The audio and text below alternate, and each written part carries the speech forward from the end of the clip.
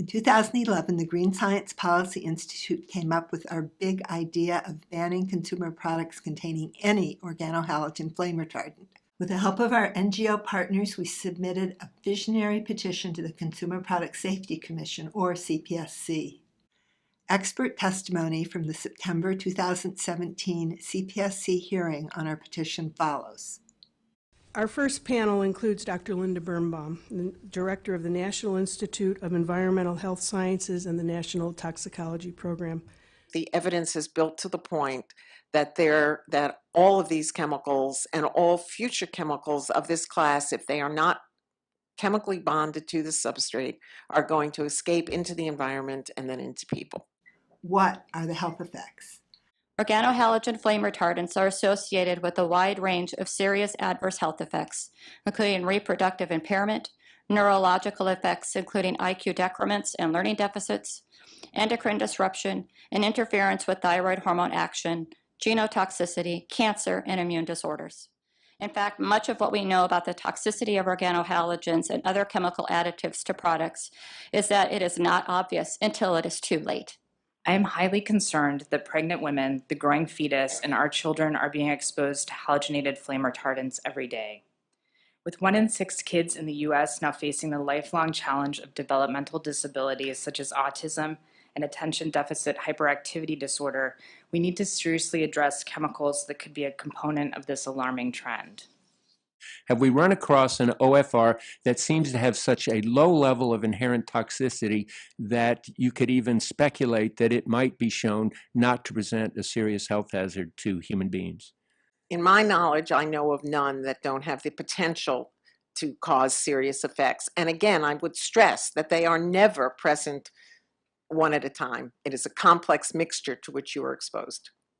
How are we exposed to organohalogen flame retardants, or OFRs? In a typical home, there can be pound levels. I don't think there are any other toxics where you would actually find pounds in a home. They will migrate out of products. They will attach to house dust. They will persist in the indoor environment. People will absorb these chemicals into their bodies, into their blood. Do you believe, in lay terms, that children are being poisoned by these chemicals? So if children have a couple of IQ points less, or if children have ADHD, for example, I think that raises the concern for their ability, their success in school and in life in general. Unless we approach it as a class, we're going to find ourselves in the same situation 5 years, 10 years down the road. Following years of our coordinated work on this petition, what did the CPSC decide? We've heard testimony from some of the nation's most eminent scientists, both from government and academia, who are on the cutting edge of research into issues relating to chronic hazards, toxicity, and flame retardants. And there was virtual unanimity on several key points, and those are: OFRs are toxic and prevent a host of hazards: cancer, mutagenicity, neurotoxicity, decreased IQ, impaired memory, learning deficits, endocrine disruption, thyroid interference, and the list goes on and on and on with respect to toxicity. And among the gathered experts, there was virtual unanimity on how best to deal with OFRs. They need to be banned as a class to avoid this notion of regrettable substitution. I'm delighted that the Commission has voted to grant the petition, and we've agreed to provide advice and guidance to the public about the use of OFRs in various consumer products. Let's eliminate them and let's avoid them. If at the end of the day, we look back on this decision and say, we made a mistake, I'd far rather us make the mistake that ends up being too protective of children than one that pulls short of that.